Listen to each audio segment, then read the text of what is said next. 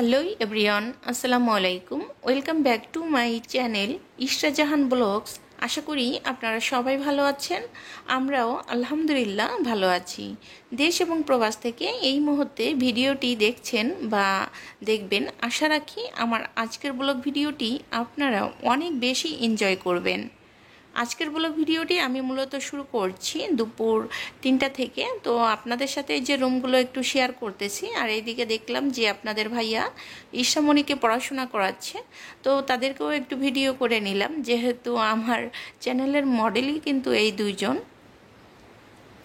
আমি যেহেতু ক্যামেরার সামনে আসি না, আমার হাজব্যান্ড এবং আমার রাজকন্যা সবসময়ই ক্যামেরার সামনে এসে আমাকে অনেক বেশি সাপোর্ট করে। তো এখন চলে আসলাম ঈশামণির এই যে দাদুর রুম। এই রুমটা আসলে খুব বেশি শেয়ার করা হয় না, একটু অন্ধকার, তো এই জন্য আসলে শেয়ার করি না। তো আজকে ভাবলাম যে একটু রুমটা গুছিয়েছি, তো একটু শেয়ার করি আপনাদের সাথে। জানালার সাথে যে ওই যে ইয়াটা দেখতে পাচ্ছেন, ওড়নাটা, ওটা হচ্ছে ঈশামণি দোলনা তৈরি করেছে, তো মাঝে মাঝে বসে। তো এখন কিন্তু অনেকখানি ছিঁড়ে গিয়েছে। তো ঈশামণি কিন্তু খুব ছোটোবেলা থেকে ওর দাদুর সাথে ঘুমায়। তো এই রুমটা মূলত বলা যায় যে ঈশামণি আর ঈশামণির দাদুর রুম। তো এখন চলে আসলাম সেহরির রান্নাবান্না করব। তো সেই রান্নাবান্নাগুলো যে উপকরণগুলো লাগবে সেগুলো এখন ফ্রিজ থেকে বের করব। আজকে হচ্ছে মাংস রান্না করব। শাশুড়ি মা মাংস লাউ দিয়ে খেতে চেয়েছে, তো ভাবলাম যে আজকে ওভাবেই রান্না করি। তো আপনাদের ভাইয়াকে এখন একটু বাজারে পাঠাবো, সে লাউ নিয়ে আসবে। তাই এদিকে কিন্তু আমি মশলার ডিব্বা বের করে নিচ্ছি, আর সেই সাথে মাংসটাও বের করে নিলাম। রোজার মাসের দিনগুলো কিন্তু অনেক বেশি ভালো লাগে, কারণ এই দিনে দেখা গেছে আল্লাহর ইবাদত করতে হয়, আর সেই সাথে পরিবারের জন্য কিন্তু অনেক মজার মজার খাবারগুলো তৈরি করতে হয়। এই সকল খাবারগুলো দেখা গেছে কি যে গৃহিণীরা করে, কিন্তু গৃহিণীদের মানে সারাদিনটা সেভাবে কোনো কাজ নেই, বিকাল হলেই কিন্তু অনেক বেশি কাজ হয়ে যায়। দুই হাতে কিন্তু তারা সামলাইতে পারে না, যেমন সেহেরির রান্না করতে হয়, আর সেই সাথে ইফতারের তো মহা আয়োজন থাকে। কম বেশি সবাই কিন্তু বাংলাদেশে যারা থাকে ইফতারের আয়োজনে অনেক বেশি ভাজাপোড়া খেতে চায়, আর মনে হয় যে ভাজাপোড়া ছাড়া আসলে ইফতারটা জমে না, এরকম একটা অবস্থা হয়ে গেছে। কারণ এটা আমাদের একদম ছোটোবেলা থেকে একটা অভ্যাসে পরিণত হয়েছে। যে সকল গৃহিণীরা রয়েছেন তারা কিন্তু পরিবারের কথা চিন্তা করে সেহরির রান্নাটা করেন, যে কোনটা পরিবারের সবাই তৃপ্তি করে খেতে পারবে, আর সেই সাথে কিন্তু ইফতারের আয়োজনটাও মাথায় রাখে। তো এদিকে কিন্তু আমি কাটাকাটি শেষ করে যে রান্না বসিয়ে দিয়েছি। তো রান্না বসাতে এসে দেখি যে এক পর্যায়ে গ্যাসটা খুবই কমে গেছে। তো চিন্তা করতেছি যে এখন যদি আমি এই রান্নাটা করি তাহলে তো আমার অনেক বেশি দেরি হয়ে যাবে, কি করা যায়। পরবর্তীতে সিদ্ধান্ত নিলাম যে সেহরির রান্নাটা আমি মাগরিবের পরে করব, আর যে ভাজা পোড়াগুলো আছে এখন সেগুলো আমি করে নিব।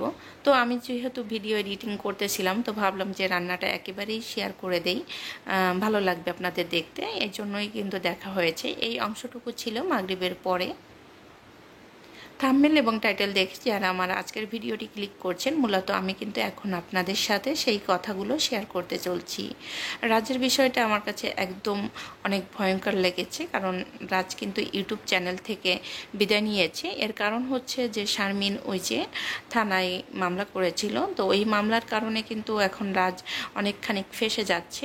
কারণ হচ্ছে শারমিনের নামে অনেক নেগেটিভভাবে রাজ সোশ্যাল মিডিয়াতে এসে কথা বলতেছে, এই কারণেই কিন্তু রাজের এই সমস্যাগুলো হচ্ছে। তো ওইদিকে কিন্তু থানার ওসি রাজকে ফোন দিয়ে অনেক বেশি কথা বলেছে যে তোমাকে কিন্তু আমি পিঠ মোড়া দিয়ে ধরে নিয়ে আসব। এই ভয়তে রাজ কিন্তু একটু চুপসে গেছে। সে এই জন্যই বলতেছিল যে সে আর ইউটিউব চ্যানেলে থেকে আর কখনোই আসবে না, যদিও আসেও অনেক দেরি করে আসবে, এই আর কি। ভয়ের নাম বাবাজি। তো রাজ কিন্তু শারমিনকে বিয়ে করে অনেক বেশি ঠকে গেছে, ওই যে লোভে পাপ পাপে মৃত্যু, তো অনেক বেশি লোভ করে ফেলেছিল, আর সেই মাসুলগুলো কিন্তু এখন রাজ দিচ্ছে। তো শারমিন তো আসলে সংসার করার মতো মেয়ে না, যদি সংসার করার মতো মেয়েই থাকতো সব কিছু আপোষ করে অন্তত রাজকে আরেকটা বার সুযোগ দিত, কিন্তু সে কিন্তু সেই সুযোগটা দেয়নি। তো বুঝতেই পারছেন যে একটা মেয়ে যেহেতু সুযোগ দেয়নি, তাহলে তার সংসার করার কতখানি ইচ্ছা ছিল। আর রাজও কিন্তু অনেক লোভী, তো দুজনের কিন্তু ক্যাপাসিটি ধরতে গেলে একই রকম। তো রাজ কিন্তু লোভের কারণেই শারমিনকে বিয়ে করেছিল। আর যেহেতু বুঝতেই পারছেন যে রাজের আগের দুটা বউ নেই, তো ওর লোভটা কত বেশি ছিল যে দুটা বউ দুটা সন্তান নিয়ে ওকে ছেড়ে গেছে। তো শেষমেশ শারমিনও বুঝছে যে তার অবস্থা এরকমই হবে, এই জন্য শারমিন কিন্তু আগে ভাগে কেটে পড়ছে। আমার কাছে বিষয়টা কিন্তু ওরকম লাগছে। আপনাদের কাছে কেমন লাগছে এই বিষয়গুলো আপনারা প্লিজ আপনাদের মতামতটা কিন্তু আমাকে কমেন্ট বক্সে জানিয়ে দিতে পারেন। তো রাজ যেহেতু ইউটিউব চ্যানেল ছেড়ে দিয়েছে, কারণ রাজ যেহেতু ছেলে মানুষ অন্যান্য কাজ করতে পারবে, শারমিন তো আর ছেলে মানুষ না যে অন্য কাজ করতে পারবে। শারমিনের জন্য ইউটিউব চ্যানেলটাই মানে বেস্ট। তো এই জন্য কিন্তু শারমিন ইউটিউব চ্যানেলটা ছাড়বে না, শারমিন ইউটিউব চ্যানেলে থেকে যাবে। অবশেষে কিন্তু রাজ সবার কাছ থেকে বিদায় নিয়ে নিল, আজকে ইউটিউব চ্যানেল ছেড়ে যাবে। কিন্তু আগেও কয়েকবার রাজ এভাবে বলেছিল সে আর কখনো ভিডিও আপলোড করবে না। ভাইরে, টাকার কাছে তো সবাই মানে একদম নত হয়, তাই না? এই জন্য রাজ কিন্তু বারবার ফিরে এসেছে। তো আমার আজকের ব্লগ ভিডিওটি আপনাদের কাছে কেমন লাগলো অবশ্যই আপনাদের মতামতটি জানাবেন। যদি আমার ভিডিওর কোনো অংশটুকু আপনাদের ভালো লেগে থাকে অবশ্যই কমেন্ট করে আপনার মূল্যবান মতামতটি আমাকে জানাইতে পারেন।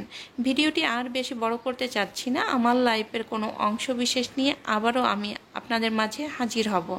ততক্ষণ পর্যন্ত আপনারা ভালো থাকবেন, সুস্থ থাকবেন, আমার চ্যানেলের পাশে থাকবেন। যদি আমার আজকের ব্লগ ভিডিওটি আপনাদের অনেক বেশি ভালো লেগে থাকে ফ্রেন্ড এবং ফ্যামিলির মাঝে শেয়ার করতে ভুলবেন না।